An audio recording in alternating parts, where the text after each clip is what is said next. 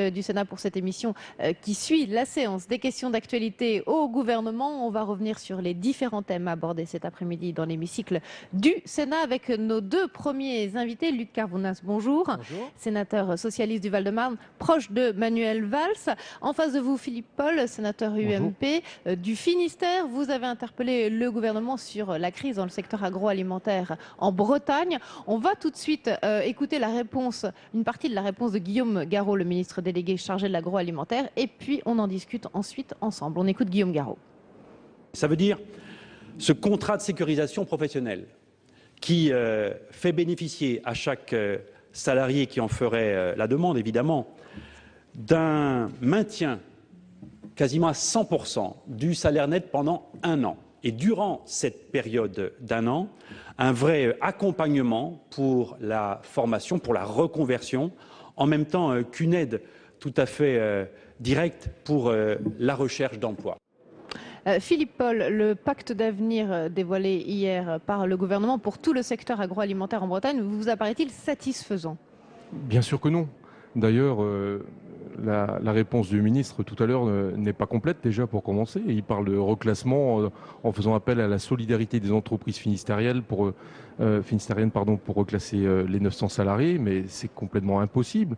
En plus de cela, je lui ai posé la question sur les problèmes de l'écotaxe, il n'a pas répondu non plus. Sur la reprise de l'abattoir de Lampol-Guimillot par la communauté de communes, il n'a pas répondu non plus. Non, c'est pas satisfaisant. Bon, c'est déjà un 15 premier millions pas, d'euros quand même qui ont été mis sur la table hier par le gouvernement. Oui, on parle de 15 millions d'euros, mais pour relancer tout ce qui relève de l'abattoir de Lampol-Guimillot, le maire de Lampol-Guimillot et le président de la communauté de communes parlent d'une somme de 25 à 30 millions d'euros pour l'ensemble de la filière. Donc des rustines, vous dites quoi? Ce sont des petites rustines apportées par le gouvernement? Bon, c'est un premier pas, mais ce ne sera pas suffisant, bien évidemment.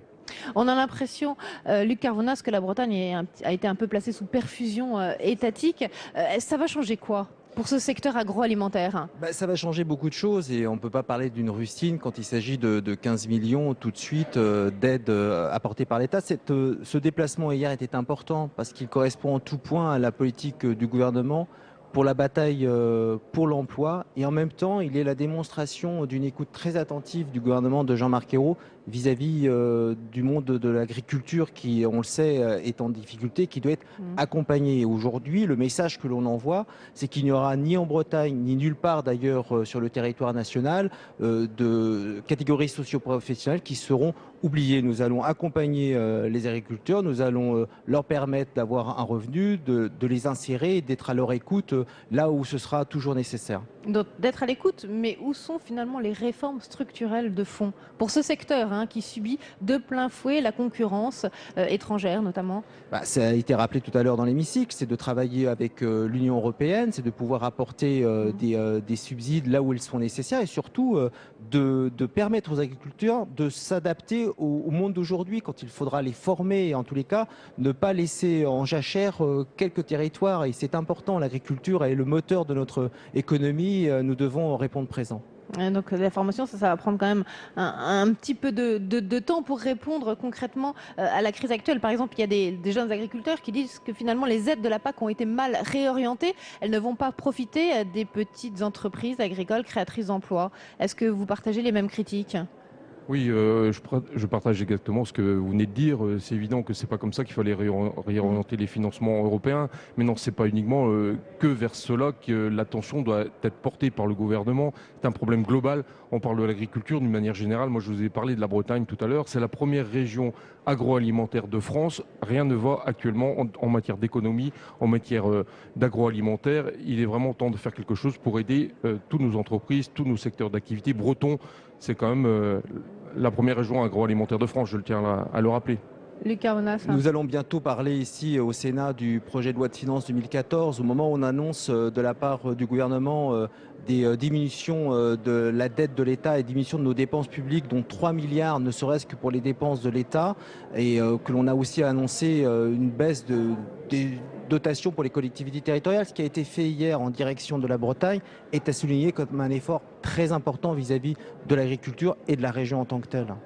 Il y a aussi un problème de dumping social de plus en plus critiqué, pointé du doigt en France. Hier encore, ici au Sénat, le sénateur communiste Éric Bocquet a mené un débat sur ce thème. Est-ce que le gouvernement doit prendre plus de mesures pour lutter contre ce dumping social au sein de l'Union européenne?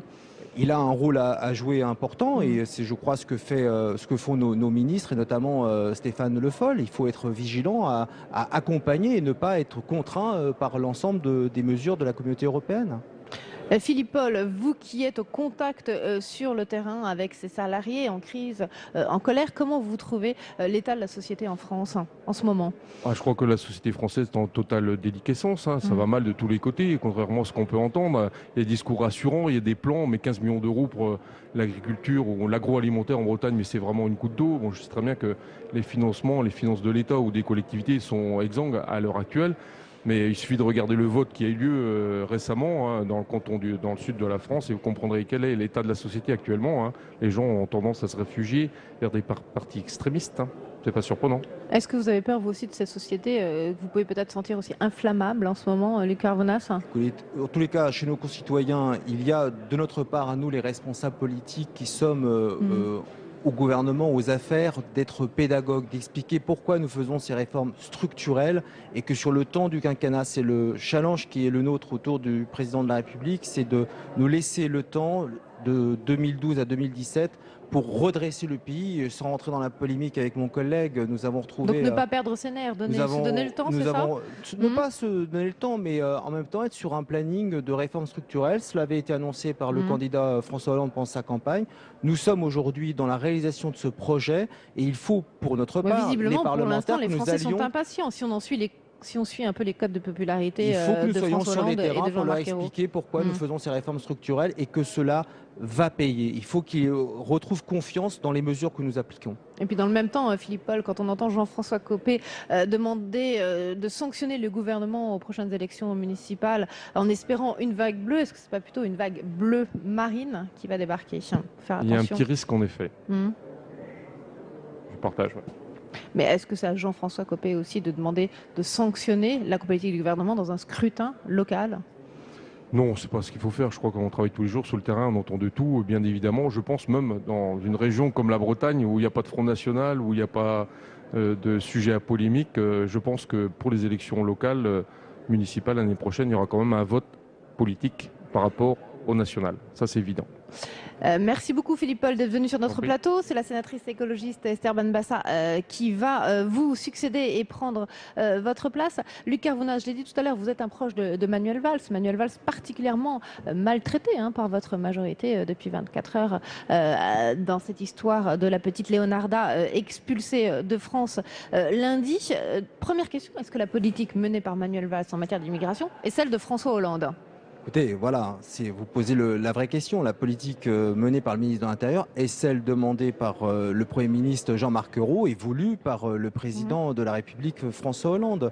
Manuel Valls, depuis le début de ce quinquennat, il est dans le jeu collectif et il applique les mesures pour lesquelles nos concitoyens ont souhaité l'alternance le 6 mai 2012, avec la fermeté qui est celle d'un ministre de l'Intérieur, de devoir rappeler qu'il faut avant toute chose dans notre pays appliquer les lois de la République et en même temps avec les valeurs de gauche qui sont les siennes et l'humanité sur tous les dossiers sensibles et qui touchent à notre opinion publique. Et c'est d'ailleurs pour cela qu'il faut apporter très vite des réponses. Alors comment vous expliquez qu'une partie du gouvernement lui est tombée dessus, une partie de la majorité hier on a entendu des mots quand même assez forts contre Manuel Valls?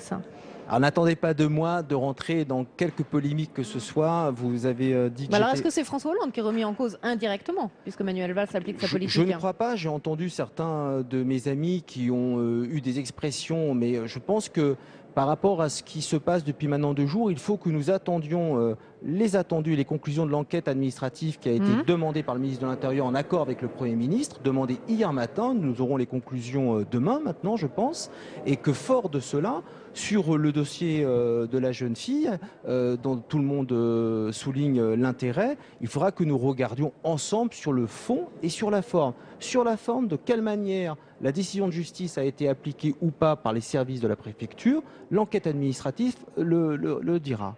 Esther Benbassa donc est avec nous sur ce plateau, sénatrice écologiste. Bonjour, merci d'être là. Vous êtes d'accord avec Luc Carvounas quand il dit qu'il faut attendre la fin de l'enquête administrative?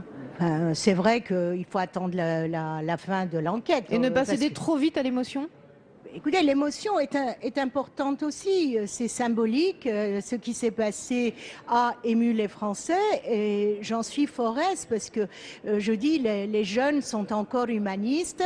Le PS est divisé là-dessus. Ça montre que nous réfléchissons sur cette question tous, parce qu'elle nous concerne et que nous ne sommes pas indifférents et que la droitisation de la France n'est pas définitive. Vous avez vu, il y a des milliers de jeunes qui se sont opposés aujourd'hui, mais il faut vraiment savoir qui, parce qu'à un moment, on a pensé que c'était le préfet parce qu'il est de droite, après on a pensé que c'était le maire parce qu'il est UMP, mais peut-être qu'il faut se dire, est-ce qu'il n'y a pas eu de zèle de la part du policier, puisqu'il est allé quand même chercher la petite fille. Là, il y a quand même un dérapage. Et en même temps, cette expulsion était attendue cette semaine par la famille. Elle était attendue, mais la jeune fille était en voyage. On a arrêté l'autobus, on l'a pris à l'école, dans la cour de l'école. Vous savez, moi je suis historienne, ça me rappelle des histoires qui Alors oui, vous me n'hésitez sont pas à moches. employer le mot de rafle. Est-ce que ça, c'est pas un peu trop excessif? Oui, non, c'est le Esther sens Benbassa exact de rafle, madame. La rafle, c'est lorsque quelqu'un est éloigné de ses parents et qu'on vient le chercher. Mais là, je n'accuse personne. Je dis qu'il faut que notre Premier ministre essaye d'envoyer une circulaire ou autre chose pour qu'il y ait un discernement lorsqu'il s'agit de mineurs ou de majeurs scolarisés étrangers, parce que c'est évident que dans ces cas-là, on ne peut pas appliquer la loi telle qu'elle. Mais je compte sur Monsieur Valls et sur la majorité pour que cet état d'esprit change et qu'il n'y ait pas de dérapage et qu'on suive l'humanisme de nos jeunes qui sont dans la rue aujourd'hui. Luc Carvounas. Je crois qu'il faut rappeler une chose très simplement. Le ministre de l'Intérieur, à peine nommé, a été celui qui a rédigé une circulaire dans laquelle il a écrit noir sur blanc qu'il interdisait, avec le gouvernement de Jean-Marc Ayrault, que l'on aille chercher des élèves en milieu scolaire. Ça, c'est le gouvernement de François Fillon que nous ne voulons pas et que nous avons battu avec l'élection de François Hollande. Et donc, l'émotion, nous la partageons tous. Et si jamais il y a eu... De là à employer le mot rafle? Je trouve que le mot est excessif et qu'il n'est pas approprié par rapport à une application de notre loi. Mais si demain l'enquête démontrait qu'il y a eu une mauvaise application et de la circulaire, dans les principes, évidemment, il faudra condamner. Mais je demande simplement au moment où nous nous parlons d'arrêter par des positions, sans avoir les éléments du dossier, de nourrir une polémique qui finalement ne fait pas le jeu du collectif et qui non, ça c'est le moins qu'on puisse dire cette ne semaine, facilite pas la réussite de ce quinquennat. Et nous nous battons pour quoi, Esther et moi? Nous nous battons pour la réussite de ce quinquennat et de François Hollande. Donc il faut garder son sang-froid, attendre les attendus de l'enquête administrative et en fonction, je n'ai aucun doute, je recevais ce matin à Alfortville le Premier ministre dans le cadre de la journée contre l'exclusion, je n'ai aucun doute que le Premier ministre, tel qu'il l'a dit d'ailleurs hier à l'Assemblée nationale, ou le ministre de l'Intérieur, vous le rappelez que je connais bien, prendront des décisions en fonction de ce qui sera édicté. Mais si l'enquête administrative conclut au retour de la petite Leonarda, certains demandent aujourd'hui la démission de Manuel Valls. Démission du ministre de l'Intérieur, pour quelle raison? François Baroin encore ce matin. François, je n'ai pas cru comprendre cela. C'était sur une interrogation d'un journaliste. Écoutez, moi j'ai envie de reprendre l'expression de Najat Vallaud-Belkacem. Il ne faut pas qu'on soit dans des propos et des considérations qui deviennent ubuesques. Ou alors on fait la campagne que bat le pavé de Jean-Luc Mélenchon, qui n'a de cesse de voir l'échec de François Hollande. En quoi le ministre de l'Intérieur serait concerné? Je ne crois pas. Enfin, sur le fond du dossier, il y a eu 7 études du dossier entre l'OFPRA, le CNDA, la préfecture. 4 années de procédure. 4 années de procédure. Après, les législateurs que nous représentons, peut-être nous aurons à nous pencher sur l'arsenal de la loi. Et je dis aussi qu'il y a plusieurs semaines de cela, le ministre de l'Intérieur a convoqué une conférence nationale sur le droit d'asile pour justement que l'on s'interroge sur ces questions-là. Esther Benbassa, vous voulez rajouter un mot? Oui, je voulais seulement dire que, il ne faudrait pas qu'on fasse une politique sur l'immigration en regardant directement le FN et que le peuple de gauche est en temps de l'humanisme de son gouvernement. Il a des valeurs et ce peuple de gauche, il ne faut pas le décevoir. Voilà ce que je demande à l'exécutif. Et je serais fort aise que M. Valls intervienne en parlant de l'humanisme qui est probablement le sien aussi, puisqu'il est lui aussi enfant d'immigrés.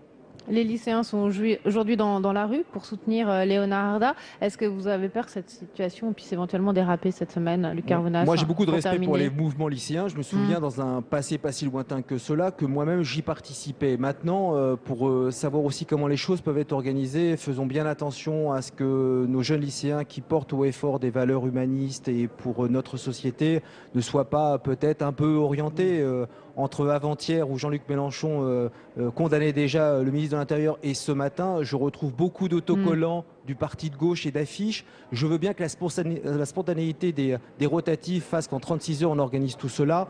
C'est un peu fort de café. Donc c'est le parti de gauche, Jean-Luc Mélenchon, qui serait derrière ces manifestations de lycéens? Je ne dis pas cela, mais en tous les cas, qui participe de l'émotion des lycéens pour peut-être dévoyer le sujet à d'autres fins.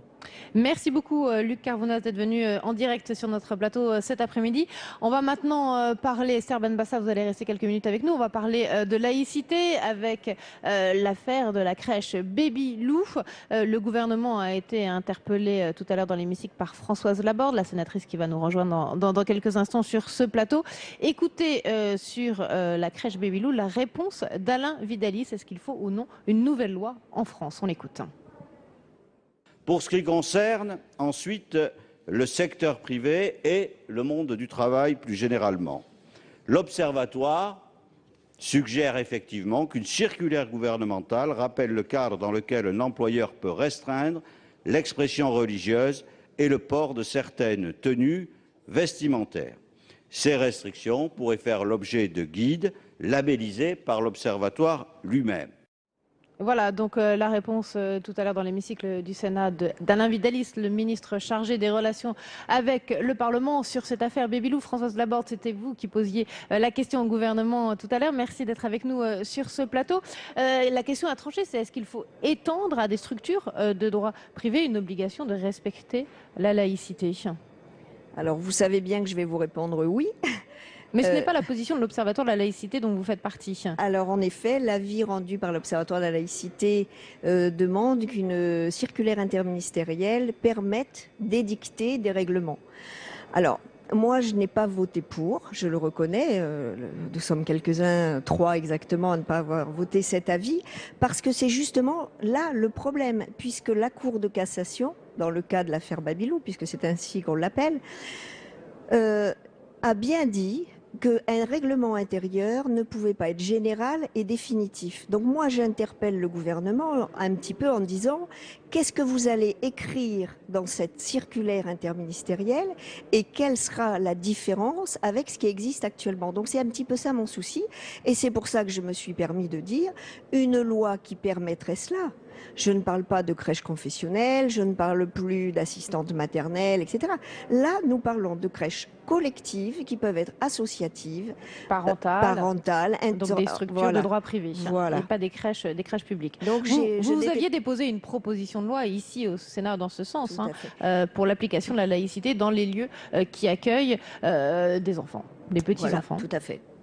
J'avais proposé une loi qui était peut-être un petit peu, certains ou certaines m'ont dit un peu excessive, mais la navette, ça sert à ça. Et là, il n'y a pas de navette. C'est-à-dire que votre texte n'a jamais été inscrit pour l'instant à l'ordre du jour de l'Assemblée nationale. Mais il faut se rappeler quand même qu'à l'Assemblée nationale, il y en a une dans les tiroirs, signée par un certain nombre de députés socialistes qui sont devenus membres du gouvernement. Esther Benbassa, quelle est votre position sur ce sujet? Est-ce qu'à votre avis le droit actuel suffit ou est-ce qu'il faut étendre la législation? Moi, il me semble franchement que la loi actuelle est suffisante, mais je demande quand même qu'on n'instrumentalise pas cette question de la laïcité, laïcisation, laïcisme, tout ce que vous voulez, parce que nous n'avons pas le temps des polémiques. Nous voulons travailler tranquillement. La France a besoin besoin d'emploi, les Français ont besoin de nous. Il faut qu'il y ait une circulaire peut-être un peu plus claire, mais dans les entreprises relevant du droit privé, je ne vois pas pourquoi on imposerait telle ou telle vision de la laïcité. Il y a une seule vision de la laïcité. La laïcité, c'est la religion qui n'empiète pas l'espace public. Et la laïcité, telle qu'elle a été définie, c'est le respect de toutes les religions.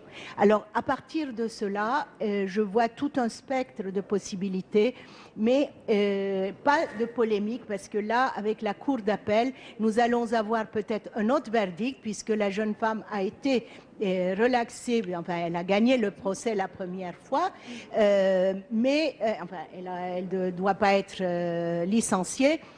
Maintenant, cette polémique a servi à quoi? Cette crèche n'est plus à la place où elle était. Voilà. Effectivement, Françoise Laborde. Tout à fait. Je peux dire qu'en fait, l'employé a gagné, puisque, voilà, il faut dire ça comme ça. L'employé, on peut considérer que l'employé a gagné puisque la crèche s'en va. Aujourd'hui, pourrait revenir sur l'arrêt de la Cour de cassation. Oui, mais on retournera en Cour de cassation. Et on ira peut-être à la Cour européenne. Donc moi, je dis que le règlement intérieur, si l'on me prouve qu'il suffit, très bien. Je n'y crois pas aujourd'hui. C'est aussi simple que ça. Et quand ma collègue Esther Benbassa dit... Mais est-ce qu'il y a d'autres cas finalement où il y a des problèmes comme ça de laïcité interne dans des entreprises privées qui se posent? Alors, je ne parle pas d'entreprises privées. Moi, je parle que de crèches et de petite enfance. Hein. Lieu d'accueil ne de me faites enfance. pas dire ce que je ne dis pas, parce qu'il n'a jamais été question pour moi de notamment dans votre cautionner proposition de loi, dans des lieux d'accueil pour les petits enfants. D'entreprise. Hein. Attention, je ne mets pas tout sur le même tapis. Moi, je considère que à partir de l'école publique, on fait très attention à nos enfants. Pourquoi est-ce qu'on n'y ferait pas très attention avant? Donc je reste quand même pragmatique. Je suis peut-être un peu monophasée sur certaines choses, mais je reste quand même ouverte et je fais attention à ce que je dis. Voilà. Donc pour moi, il faut que l'on fasse attention pour qu'il n'y ait pas justement d'autres babilous. Voilà, c'est tout. Oui. Donc je ne suis pas dans la polémique et j'aimerais bien, si je pouvais en avoir la certitude, que la circulaire interministérielle soit efficace. Oui, voilà. Voilà. Mais donc j'ai voté, mon avis était contre à l'Observatoire parce que j'ai eu peur que ça ne suffise pas. Qui vivra verra. Eh bien, on verra effectivement, et notamment aujourd'hui, la décision de la Cour d'appel de Paris. Merci à toutes les deux d'être venues parler de cette affaire de la crèche Babylou. Dernière page de cette émission consacrée à l'actualité internationale et notamment à la situation en Iran. La sénatrice Nathalie Goulet a interpellé tout à l'heure le ministre des Relations étrangères, Laurent Fabius. On écoute sa réponse sur les négociations qui redémarrent entre l'Iran et l'Occident et on en parle après avec Nathalie Goulet. Il y a, depuis l'élection du président Rouhani en Iran, un changement de ton incontestable. Nous attendons que ce changement de ton se traduise par un changement de fond. Il s'est tenu hier et avant-hier des réunions intéressantes à Genève. Les problèmes ont été abordés sur le fond des affaires nucléaires. Tout a été discuté. Il y aura une nouvelle réunion le 7 et le 8 novembre. Il est trop tôt pour en tirer des conclusions. D'autant que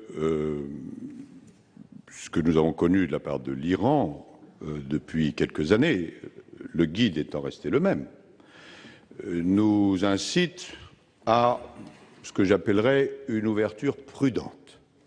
Voilà, Nathalie Goulet, bonjour. Merci d'être avec nous. Vous venez d'entendre Laurent Fabius qui répondait à votre question. Et la France ne doit pas confondre l'apparence avec les réalités. Grosso modo, il vous dit qu'il ne faut pas se précipiter. Je suis assez d'accord, parce que si vous voulez, je pense que l'expérience nous a montré que les choses n'étaient jamais simples avec ce pays. Et en même temps, François Hollande a été le premier à rencontrer le nouveau leader iranien, Rouhani. Oui, alors il y a plusieurs points. D'abord, on connaît la méfiance consubstantielle de Laurent Fabius à l'égard de l'Iran. C'est une tradition chez lui et on peut comprendre. Bon. Et en même temps, il y a des signes. Il y a la fin de la journée antisioniste. Vous me direz qu'entre la peste et le choléra, mais c'est quand même la journée pendant laquelle on avait décidé de rayer Israël de la carte. Donc c'est quand même bien que le nouveau président ait décidé que cette journée-là, c'était terminé. Il y a la reconnaissance de la Shoah, il y a un certain nombre de petits gestes qui peuvent nous sembler petits, mais qui au niveau du gouvernement iranien sont quand même importants. Et puis, il y a un changement de ton, et puis il y a un espoir de la rue, et il y a beaucoup de gens qui ne connaissent pas l'Iran, sauf parce qu'ils en voient à la télévision, et qui n'est pas forcément une image formidable. Ouais. Comment vous expliquez, vous, aujourd'hui, cette ouverture de l'Iran vers de nouvelles négociations, notamment sur le nucléaire? On va en parler. Est-ce que c'est parce que le pays est étranglé par les sanctions économiques? Vous qui connaissez l'Iran, hein, vous y avez été plusieurs fois, vous en revenez en tant que parlementaire? Alors la question le pays est totalement abasourdi par les sanctions, et effectivement c'est ce qui explique d'ailleurs l'élection du président Rouhani, parce que sa campagne, ça a été le retour dans la communauté internationale. Donc finalement c'est un pays étranglé qui n'a pas d'autre choix que d'ouvrir à nouveau les négociations. Mais je crois que l'Iranien de la rue n'était pas du tout favorable à cette politique.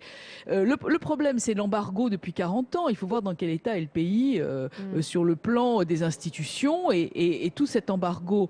Et la mauvaise image que l'Iran a donnée d'elle-même, de son propre fait, la dégradation de cette image, c'est de la part du précédent justifie, si vous voulez, la méfiance. Mais en tous les cas, le dossier iranien est essentiellement celui du nucléaire, n'est pas celui des relations parlementaires. Et moi, je pense que nous sommes là précisément pour renouer avec nos collègues parlementaires. Mais est-ce que les durs du régime iranien ne vont pas résister à cette ouverture? Mais ils résisteront d'autant moins qu'on montrera au président Rouhani qu'on prend en considération sa main tendue. Alors je ne dis pas qu'il faut immédiatement céder à toutes les tentations, et notamment lever les sanctions. Et je dis simplement qu'il faut prendre en considération la main tendue, reprendre des relations notamment parlementaires auxquelles moi je crois beaucoup à la diplomatie parlementaire. Je pense que ça fait partie d'un arsenal. Et vous souhaitez, vous, aller très vite en Iran avec une délégation de parlementaires français? Ah, mais je pense qu'il faut y aller, d'abord parce que les gens ne connaissent pas le pays. Et qu'ensuite, il y a beaucoup de choses à voir en Iran.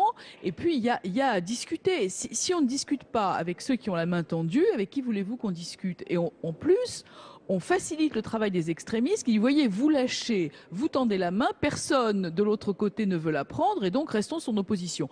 Donc je pense que sans être notre excellent collègue Didier Julia, sans contredire la politique du gouvernement, sans se mêler du dossier nucléaire qui n'est pas à notre niveau, je pense qu'on peut discuter avec nos collègues parlementaires qui d'ailleurs, je vous le rappelle, font partie de toutes les instances internationales, et notamment l'Union interparlementaire. Le Congrès américain, lui, est plus réticent, il est beaucoup plus sensible au lobby israélien. Sans doute, mais il y a 9 sénateurs américains qui ont dit que s'il y avait une fin de l'enrichissement, il fallait immédiatement lever les sanctions. Et comme je l'ai dit au ministre, les entreprises américaines sont déjà sur place.